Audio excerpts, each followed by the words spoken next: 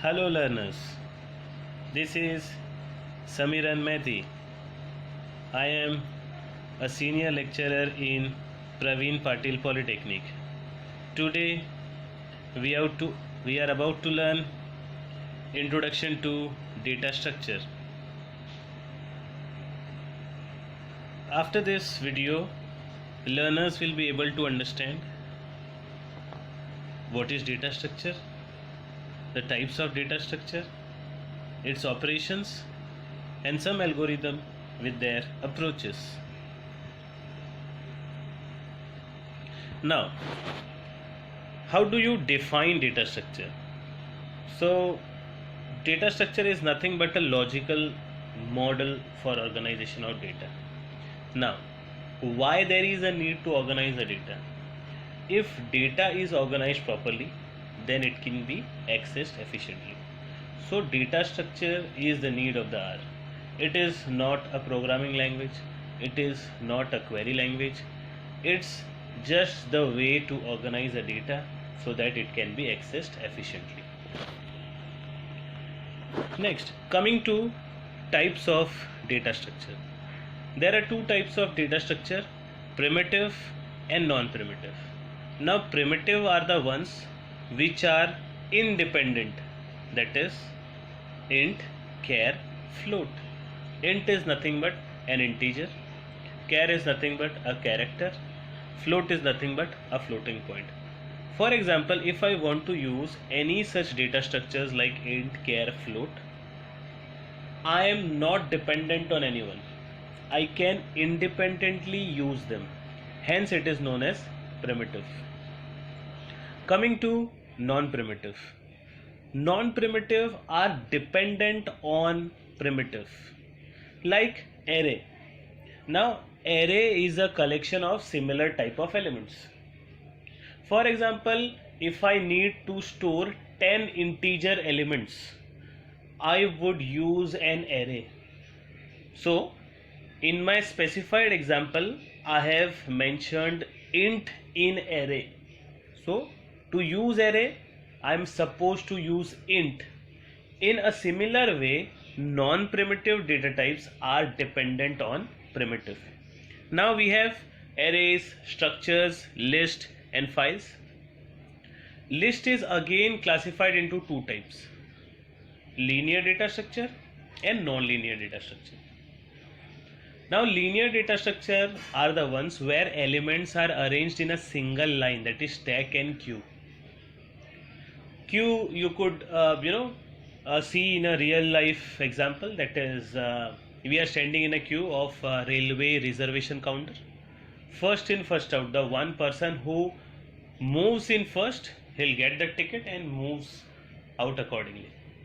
So all the persons are arranged in a single line, so that is nothing but a queue. So queue comes into linear data structure, similarly stack. Now coming to non-linear data structure, here elements are arranged in a hierarchical manner. Now what could be hierarchy? Country is divided into states is divided into districts is divided into talukas. So non-linear are the ones where elements are arranged in a hierarchical manner. Examples are tree and graph. This we have already discussed. Now coming to needs of data structure. Why there is a need of data structure? We have tons of data and those data are not arranged properly. So does those inorganized or unorganized data will be accessed efficiently? Obviously not. So to organize huge amount of data, we need data structure. It also helps to relate one element to another. So these are some of the various needs of data structure. Firstly to organize, secondly to relate, and so on. Now what are the operations that can be performed on data structure? Firstly, if I want to find an element, I could use searching. I want to insert a new element or I want to add a new element, I'll use insertion. I want to remove an element, I'll use deletion. For example, I need to arrange my elements in ascending or descending order, I'll use sorting. For example, I need to combine two lists, then it comes under merging. And finally, traversing is nothing but visiting each and every node only once. Now, what are the applications of data structure? Compiler design. Now, to run a program, we need a compiler, and to design a compiler, we need data structure. Operating systems, we have Ubuntu, Linux, Windows, Android. Their data structures are used. Artificial intelligence like robots and those stuff, there again data structure is used. Graphics, if we want to design anything or animation sort of stuff, that is known as graphics. Networks, LAN, MAN, WAN, there we require data structure. And simulations, again we require data structure. Now, algorithm is a sequence of steps required to solve a particular problem. And what could you expect from an algorithm? It should have input, and if it has input, then only it could give output. So input is nothing but required variables. What are the variables that are to be inputted? Output will be the results. Finiteness, the steps should be limited. Obviously, algorithm steps should be limited. No user or no student wants to learn an algorithm of which steps are unlimited. So this is the third feature of algorithm. It should be finite. And finally, it should be effective. Everything should be effective. Similar manner, algorithm should be effective in the sense it could be transformed easily into a program. I mean, why we write algorithms? So that we could design a program. And if algorithm is effective, if algorithm is fine, if algorithm is great, then it could be easily transformed into a program, and that is nothing but effective algorithm. Now, different approaches of designing algorithm.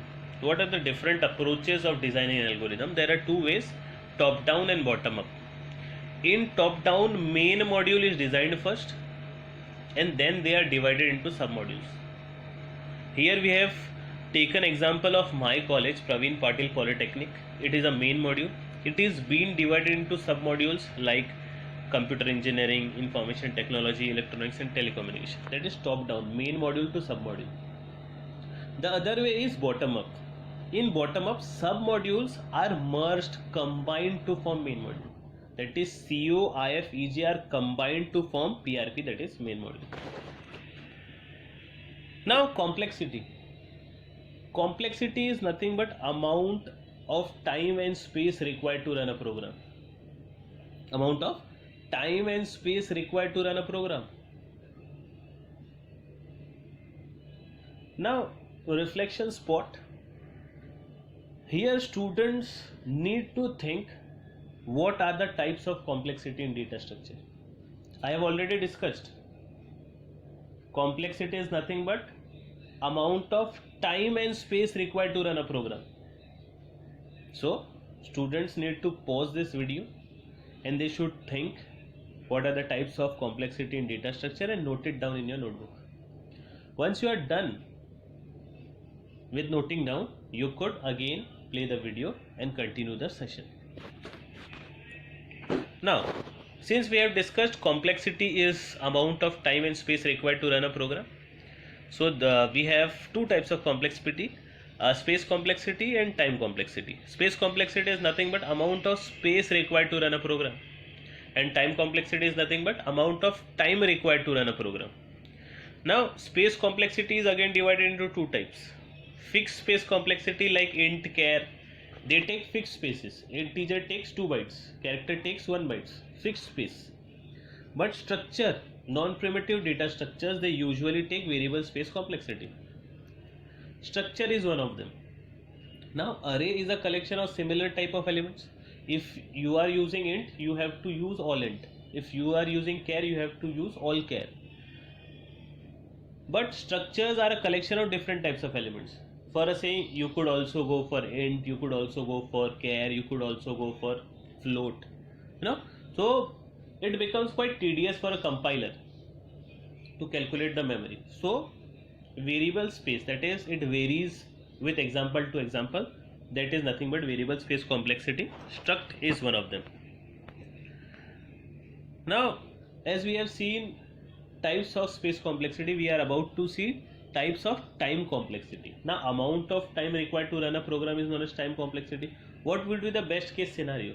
Least amount it takes, least amount of time it takes, that is the best case. Worst case would be maximum amount of time is taken, that is the worst case. What would be the average case? Moderate amount of time is required to solve the problem. So for example, if I need to find an element 10 which is at 0th location of an array, that would be the best case. What would be the worst case? Element located at 4th position. Remember, array starts from 0, so 10 is at 0th position, 20 is at 1st position, 30 is at 2nd position, 40 is at 3rd position, and finally 50 is at 4th position.